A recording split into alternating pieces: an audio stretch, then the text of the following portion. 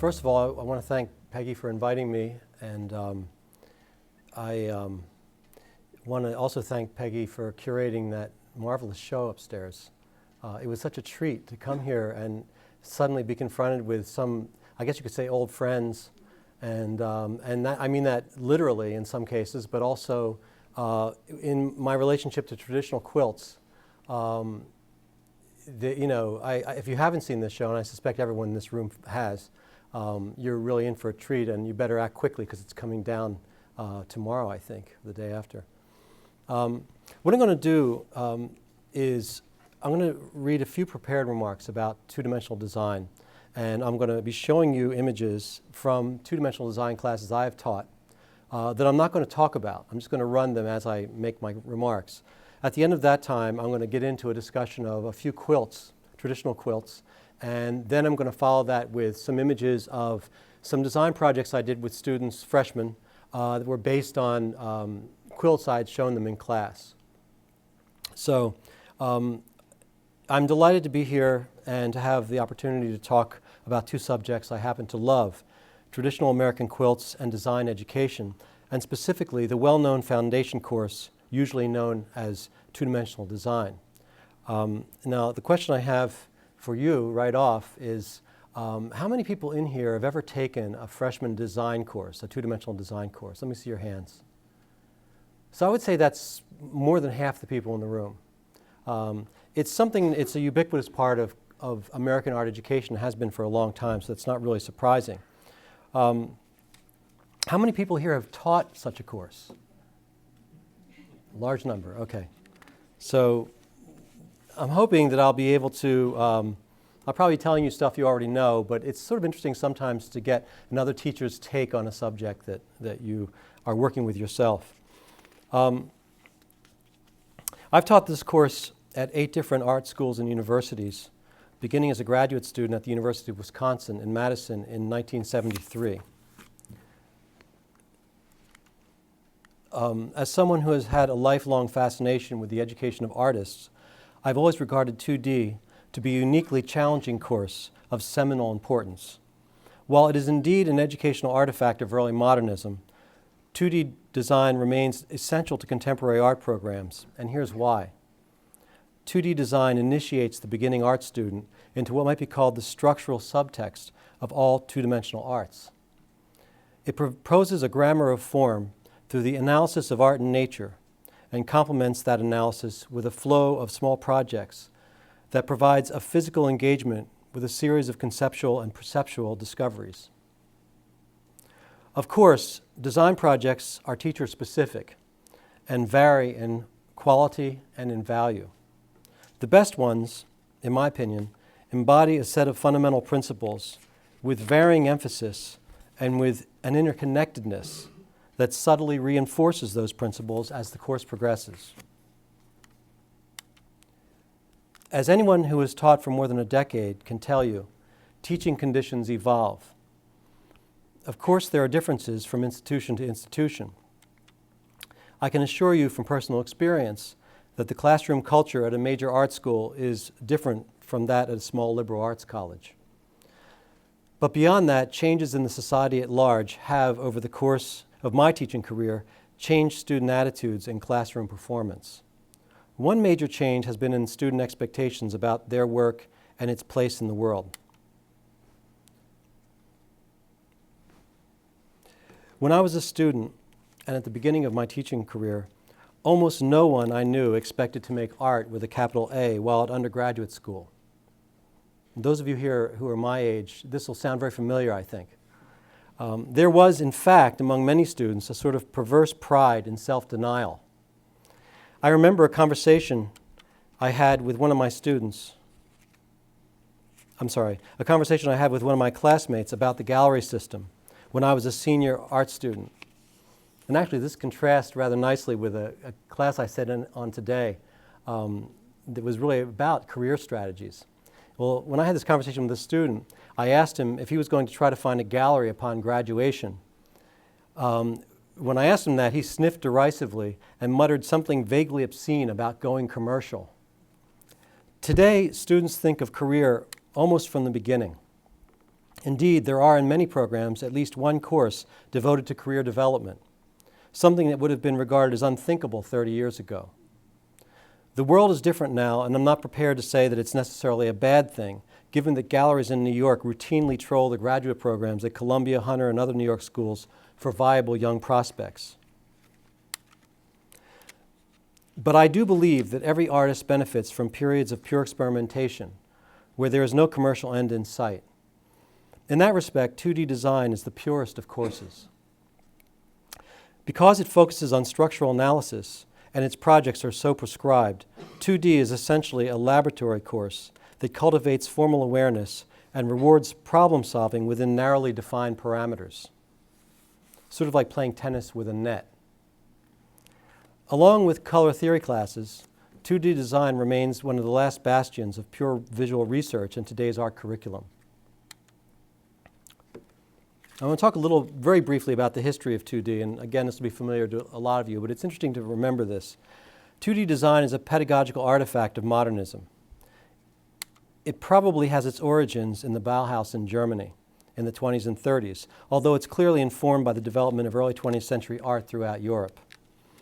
The curriculum at the Bauhaus encouraged a free flow of ideas across media and blurred the distinctions between the fine and applied arts. It's natural, therefore, that the courses of study there favored the idea of transcendent formal values. The writings of Wassily Kandinsky, Paul Klee, Joseph Itten, Joseph Albers, and Annie Albers, all teachers at the Bauhaus, heavily influenced the development of foundation design courses throughout the 20th century. Other writers such as Arnheim, Gombrich, and Panofsky also contributed important theoretical literature about the construction and perception of two-dimensional images. That's a Paul Klee we're looking at there, as you well know. The foundation design curriculum is particularly ubiquitous in Britain and the United States. Its appeal bloomed with the advent of high modernism, especially as espoused by Clement Greenberg, who, under the influence of the 19th century German philosopher Immanuel Kant, believed that the fullest realization of any art form could only be arrived at through a rigorous contemplation of its own unique means and conditions. As an educational tool, 2D design had a Kantian appeal to late modernists for its frank examinations of the means by which memorable images and designs have been made throughout human existence.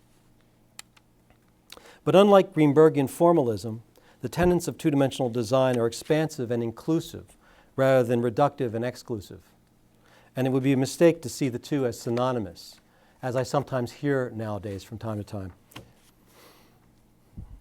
If two-dimensional design could be said to favor a visual style, that style would probably be abstract, and when not abstract, tending toward a graphic rather than tonal representation of pictorial signifiers.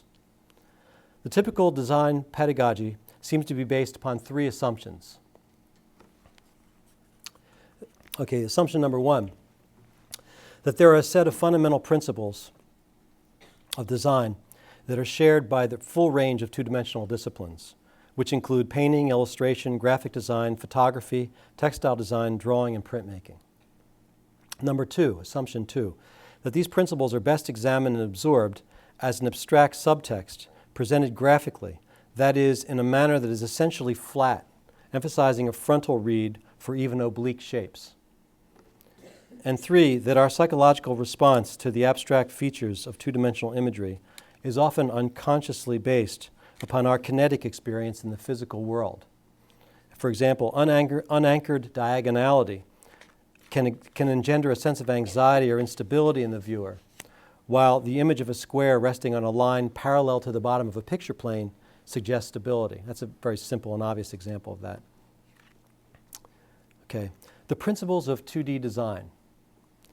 Any list of what actually constitutes the principles of design is bound to excite argument. This is particularly due to semantics, or partly due to semantics, because people simply have different words for similar things.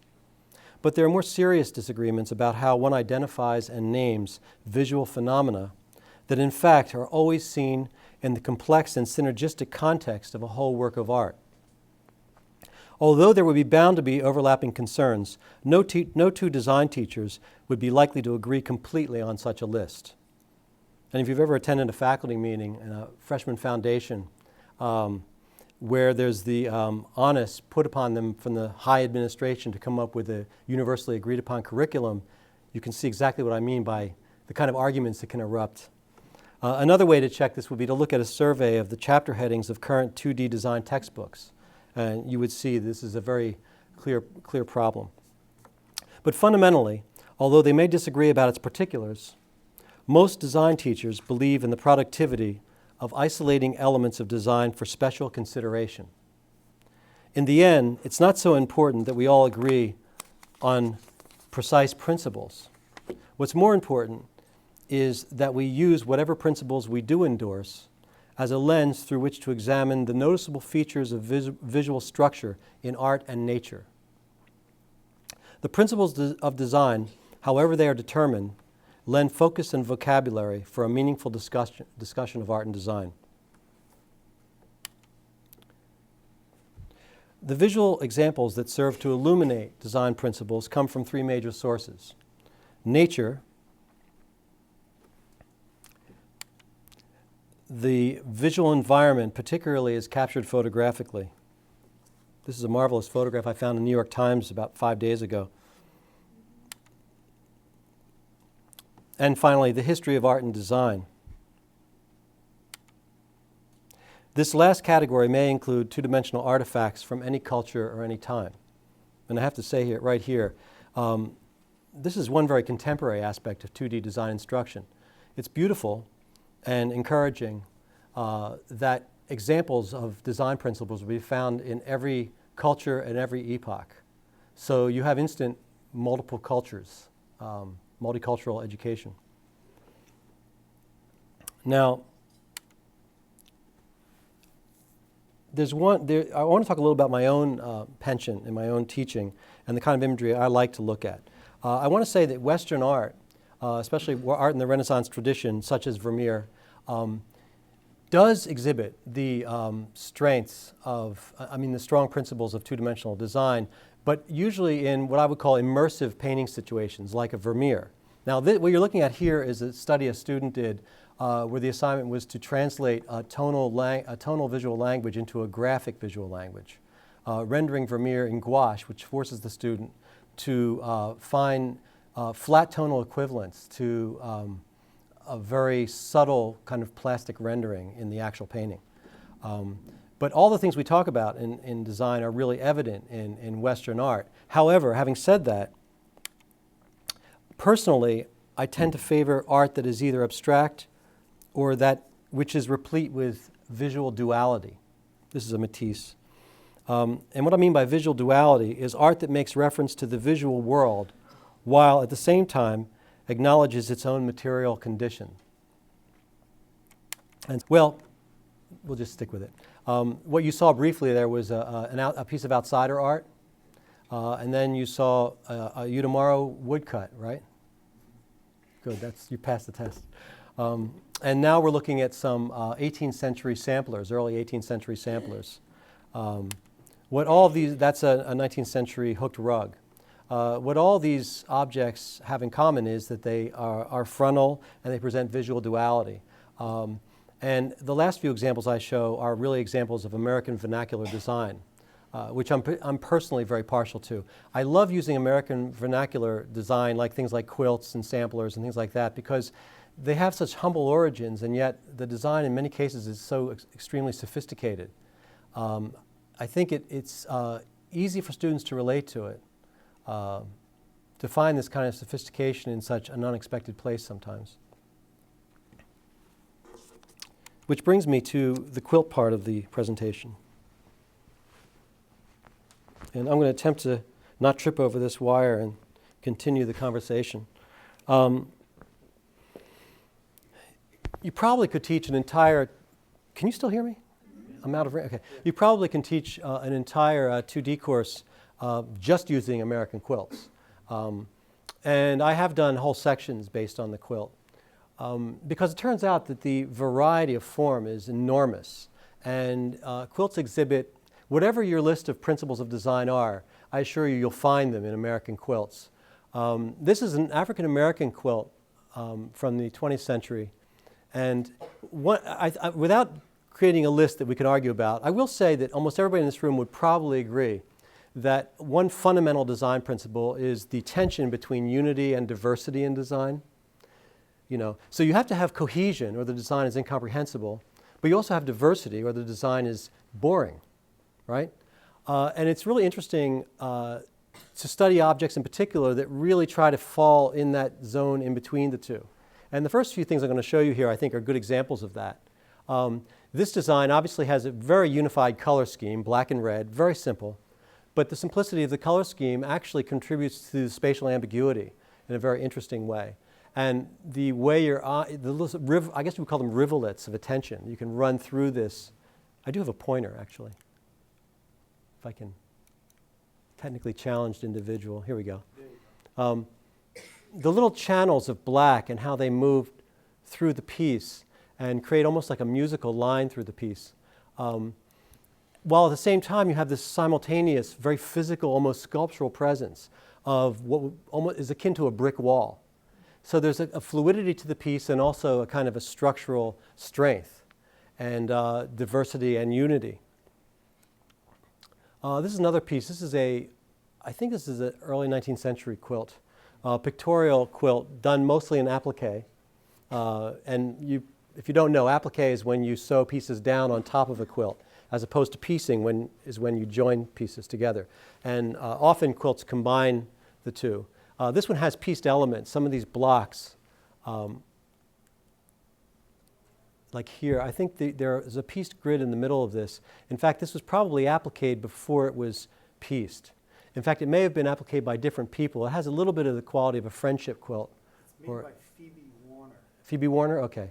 So it's one person. Yeah, one person. But wouldn't you agree that's how it was probably put together? The individual blocks were probably appliqued and then It was assembled. together. Yeah.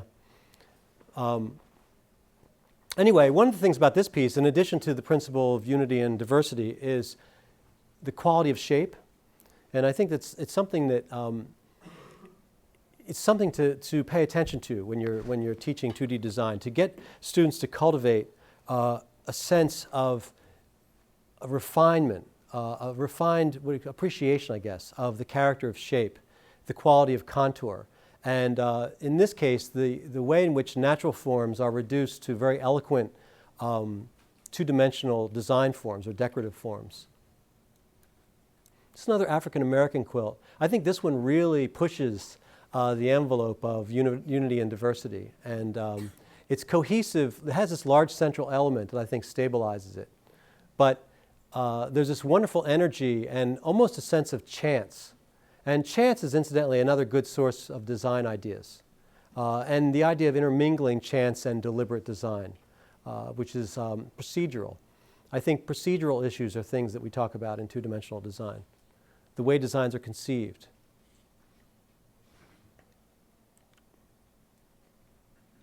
This is a very simple,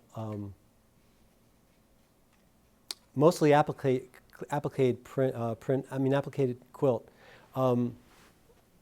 Another thing about quilts, and unfortunately it doesn't show up in any of these slides, and when I show quilts to my classes in these forms, they see very little of the quilt line itself. So there's a whole part of quilt making that really isn't available to the slideshow. And that's what you'll see upstairs when you go up and you see how richly the quilt line integrates with the pattern on the top. And to me, the quilt line is a kind of a conceptual, it's a beautiful conceptual thing because it unites the front and the back. It really announces that the piece is a sculptural object. This is actually not a quilt, it's a woolen coverlet that was made in the 18th century, I think around 1770, if I'm correct. And it's a very atmospheric piece, and it has this wonderful quality of a sense of purpose, but also a wistful, it almost reminds me of like looking into a riverbed or a creek bed, and you're seeing these elements against the darkness of the bottom of the river floating by on top. And the delicacy of the line, and particularly these little leaf elements that are more subtle because they're close in value to the background, but the way they create different degrees of contrast, like the greatest contrast obviously in the lightest elements, and then this subtle range, the spray of darker elements. So there's many different volume levels in this piece. People don't see these things unless you point them out to them in general. To me, the relation between language and visual imagery is a very troubled one. The problem being that language is linear and takes place in time, and that images are simultaneous and take place all at once. There's also the problem of trying to provide a roadmap, a linguistic roadmap, as a way to enter a piece of visual art. And I think that's always problematic. It tends to make people notice only one aspect of the piece. However, I would say that, especially with freshmen, it's amazing if you ask them to describe a piece before you describe it to them, how little they're seeing. You actually have to coax it out of them. And I've always maintained that descriptive criticism is largely undervalued in contemporary art education. For me, you should earn the right to interpret through rigorous description. And describing is noticing. So it's an important part of design education. This is an Amish quilt. Of course, color is another issue. If you just want to talk about quilts for color alone, you could talk for days because they're often so subtle and so intelligent. I used to get questions when I talked about quilts in the past from audiences. Audiences were always skeptical that the women that made these quilts actually did it on purpose. And that always floored me. Like, you could put a pile of fabric scraps on the floor and wait for years before it assembled itself into a quilt. You know? And also the subtle anomalies in this piece, for example. I mean, there's this sense of symmetry, there's the grid, and the stability that the grid offers, but then playing against the grid are these anomalous little moments of color and surprising value, like right here, for example, and even the subdivision of that block, you know, that don't really adhere to the logic of the whole. And I often use in my classes, I use the analogy of music, where in music you have a steady beat, and then you have a melody that rhythmically aligns itself against the beat. And what happens is a level of interest that can't be explained simply by the addition of one element to the other. It's like an exponential increase of acoustical interest. And I think that's very much what happens in visual art with pattern a lot of the times. There's another one, I love this one. This is, again, a checkerboard would have to be, you know, by definition, one of the dullest of all possible designs because it's so predictable.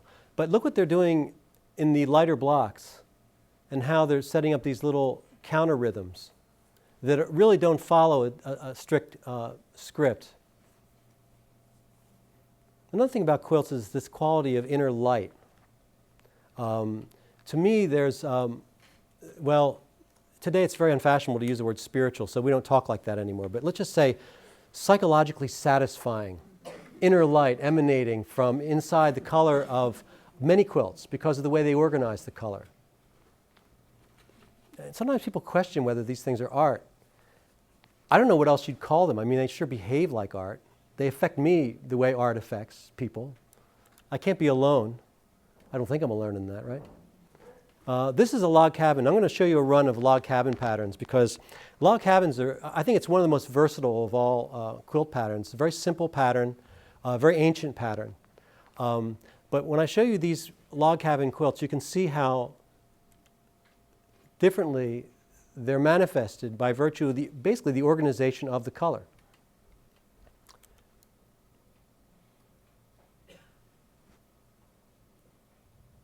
And I was thinking about something the other day about how, I don't know if I was talking to Michael about this. That's a great one, yeah. Streak of lightning, I think that's called, yeah. They're very satisfying to contemplate, and you can really look at them for a long time and see fresh things forever and forever, really. And there's this quality of layering, and it's beautiful when you have this deep quality of layering in a quilt because at the same time you have the quilt line, which tells you that this is a stitched object. It really refers to the picture plane very emphatically. So you have this paradox. All quilts have this, but particularly quilts that have these complex sort of pattern layers. I was talking to somebody about the nature of vision. We were talking about color. And, oh, I know what it was. It was a color class I was teaching the other day. that in fact vision, the act of vision, is really your retina recording colored pattern, bits of colored pattern, and your mind interpreting it. So for example, you don't see roundness. If you see a basketball lying across a room that's lit from the side, you're not really seeing roundness. You're seeing a pattern that your mind interprets as roundness. That's why, for example, you've probably seen this optical illusion where a concave, like a series of egg carton, a concave image can be mistaken for a convex image, where you can't quite make out whether it's going this way or if it's going this way. The reason for that, the reason for any optical illusion, is that those are cases where the mind becomes frustrated in its ability to decode pattern. Okay? So my theory of the week, is that one of the reasons why things like this are very satisfying to look at is because, in a way, they represent the way we see, most literally. They don't ask us to understand them as roundness or anything else. There's a kind of a satisfying relaxation in being confronted with flat pattern. It's almost like atavistic, or it's like the reptile part of their brain. You know that the reptile brain, you've heard that, right? The reptile brain says thank you when we see a pattern. This is another log cabin. I love the perforation, a little white perforation that kind of penetrates the whole piece at the square. And the squares here are extremely small. The scale of the square makes a big difference. Another log cabin. This one, I think, shows better than all the others the actual pattern. But you can see what they do with the little pink. That's the one consistent thing, this little pink element in the center. It's 4 triangles, 2 pink and 2 black or dark brown. And that's the consistent thing. That's a little bell that goes off in every square. But everything around it is highly mobile and varied. And this is not a log cabin, obviously. But what I like about this quilt, it's a good example of figure ground ambiguity. And figure ground ambiguity, or positive negative space ambiguity, this is something I think most design teachers would say is something should be taught in two-dimensional design. And the reason for that is because it gets the student to see the whole picture plane as an active element. Most people, when they come out of the citizenry and they become art students, come in with the idea that a picture is the thing they're representing and the space around it is of secondary importance, when in fact there's so much psychological potential and expressive potential in the integration of those two elements. So this is a good example of that. This piece, I think it's one of the most mind-numbingly interesting and compelling quilts I've ever seen. I just love the way, the illogic of locking those little pictorial elements into this tumbling block, and particularly these elements that exist at the corners of the, it's just so satisfying. It has the density of a Richard Serra sculpture for me, It's just so dense. And the irrationality of it, these little sort of symbolic elements. This is a 19th century quilt. I'd love to meet the person who made this. And this is called a Bowtie Quilt, and this is a good example of 2 patterns kind of running over each other and integrating, and there's a tremendous amount of visual energy in this, obviously. Held together very much by the color. It's a primary triad, basically. But a real flickering animated design. And then, this is a real eye dazzler. This one, the radial quality of the quilt is really exacerbated by the choice of print here, which had a wavering line that the quilt maker saved for the center. And it's really kind of it's an astonishing piece of sewing too. This is hand-pieced, long diamond shapes, I don't think anybody alive today would be able to do this. It would just they'd all go mad. They'd be dead by yeah.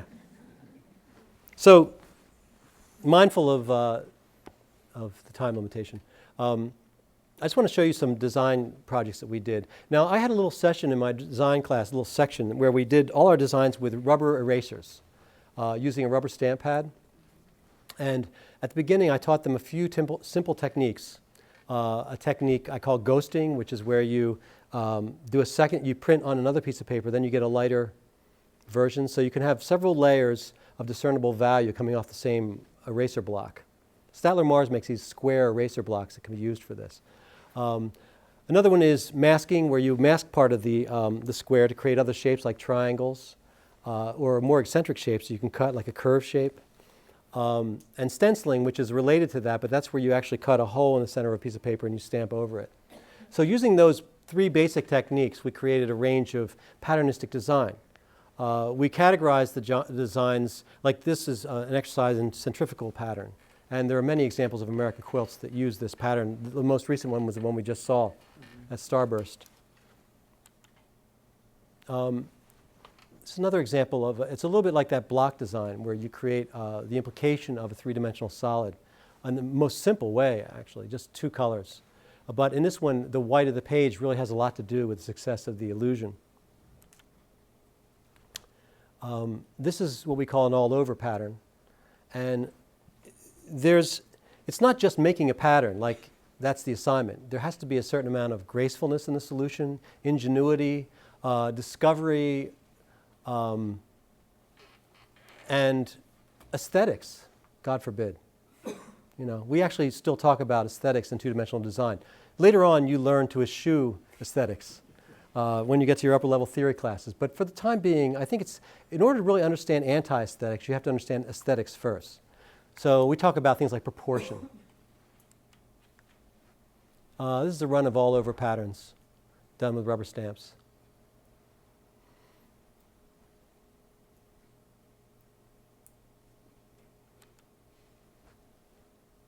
And this is an exercise in layering, trying to get a sense of patterns being seen over patterns. In this case, the white elements, these floral and leaf elements, are basically masks of paper, and then they're stamped around. So, but they look like positive rather than negative elements. So there's a kind of procedural irony there. In this one, these little blips they used a pencil eraser to make those little elements. There are a lot of ideas attendant to art making that can be taught at the same time you do this. Like, for example, teaching freshmen about letting go of a mechanical sense of perfection and learning to appreciate the nuance that comes from the process itself. That's a really big art idea. That's one of the things that is the beginning of sophistication in visual art. So that you begin to understand that the process itself has a life that you have to respect, or that you can respect. Again, later on, when you become a postmodernist, you can ignore all that. But it's an important thing because high school kids don't even begin thinking about those things in their normal life. It's a real revelation to freshmen, particularly. It's another one I happen to love. I love the missing piece here. I just think that's very much in the spirit of the American quilt, you know? And also the way this is another thing that I really stress. I always try to get them to think about the edge of the format and to treat every aspect of the page as equally important. That's true of great art. I mean, if you look at, there aren't any weak spots in a Vermeer. If you look at an Indian miniature, you know, nothing is blown off. You know, everything, not that everything is equally detailed, but there's a sense of purpose in every part of a great work of art. This is an interesting exercise where we establish a pattern and then I encourage them to sort of play against the pattern with elements, either randomly or knowingly. And we talk about things like true randomness and true chance and the illusion of chance, and if that's even possible. And also strategies of making, like a strategy of think and do, which is like architecture, where you totally plan something out and execute it, as opposed to a more empirical style, where you actually realize the piece in the process of the making. And again, these are also big, important ideas in an entry-level design class. Now, these are designs that are not true patterns, but patternistic. So they have the quality, and also the definition of a pattern for our purposes was regular elements at regular intervals. Okay? Regular elements at irregular intervals is not a pattern. But then you get into the issue of the perfection of a pattern is really a function of distance. Like to one power of a microscope, a salt crystal looks like a perfect diamond. But then when you go in closer, you see the imperfections. So, and then taking a step further, we talk about pattern as metaphor. And I think this is an important idea because you get students to understand that the abstract language that underlies pictorial and visual organization in art and design actually conveys meaning. And it does it mostly in two ways, either through analog or through metaphor. Analog is when, what I was talking about earlier, the way a diagonal affects us psychologically and how it's analogous to experiences we have in the real world. Metaphor is more to do with, I think, the unconscious, the way the unconscious mind recognizes familiar processes of thought. So for example, a pattern like, a fully realized pattern like a checkerboard would be a pattern that is not lifelike, because the way we think is something that exists in time, and that our thought processes are always in flux, and we also lose memory. So there's this quality of erosion. So thinking about pattern as a metaphor for qualities of consciousness or the act of thinking, this is, if you look at that pattern in that way, it's very interesting. It's like an idea in the becoming, you know. And this too, you know, there's a semblance of order and a semblance of predictability, but there's also uncertainty, you know. And, you know, of course this is a matter of interpretation and there's no right answer. But if you get freshmen to start thinking about even abstract systems as relating to something real and not mere decoration, I think you're well on the way to getting them into a higher level of sophistication and a fuller engagement with history of art in the world. This is about patterns that dissolve. And we talked about memory loss when we did this exercise, about trying to have a pattern that denoted the quality of memory loss. Of course, that's a subject near and dear to me because I'm 58 years old. But you know what's really nice? 18-year-olds, their memories are just as bad as mine. But I'm desperately trying to remember, and they just don't give a damn.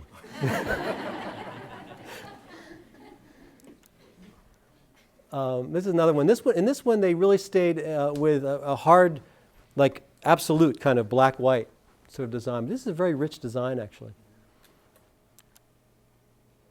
And this is a good example of the foreground, background ambiguity, positive, negative. And of course, all of these illustrate many principles simultaneously. So, and that's always in the conversation. This would be a good example of a patternistic design, but not a pattern. And it relates a lot to natural forms, obviously. And of course, nature is always behind this. I think nature and art are the best teachers. And I will say this, I think that there's not enough emphasis on nature in a lot of contemporary design classes. I think we've gotten away from that too much. Although, of course, I did have the experience of showing my class one time. I showed them the movie Rivers and Tides. You know that movie? Yeah. Andy Goldsworthy. And we watched the film, and they all patiently watched the film, and I was really proud of them. I turned the lights on, and I said, does anybody have anything to say? And this young woman in my class goes, I hate nature.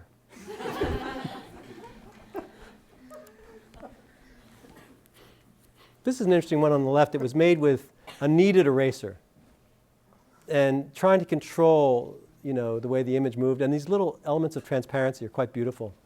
And this is one very like a quilt, where you have an element that's repeated and inverted, rotated, to create. What I love about this is you can actually see the way it was made. There's a real sense of process in that piece. And another one, type. This is a good example of a ghosting technique.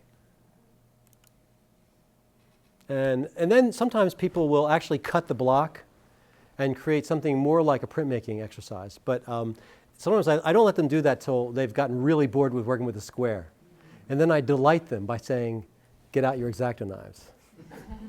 They love just a little bit of freedom. If you're a total fascist, a little bit of freedom they really savor it.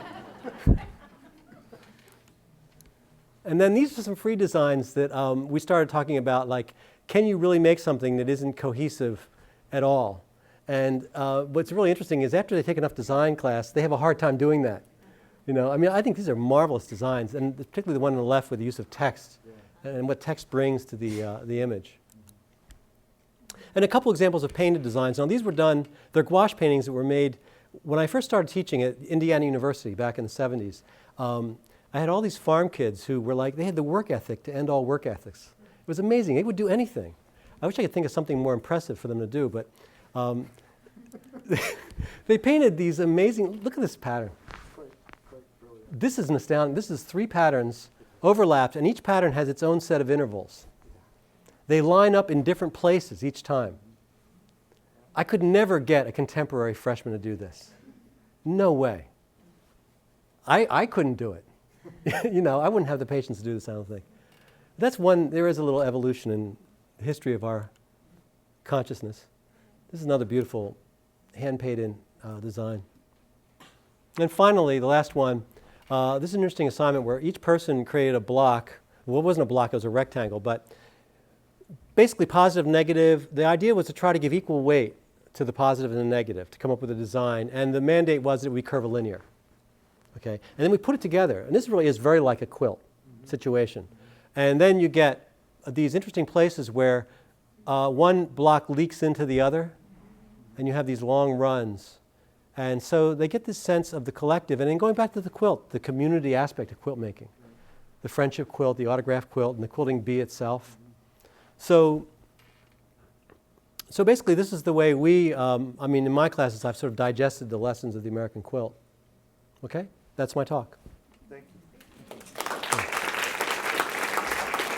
You're welcome.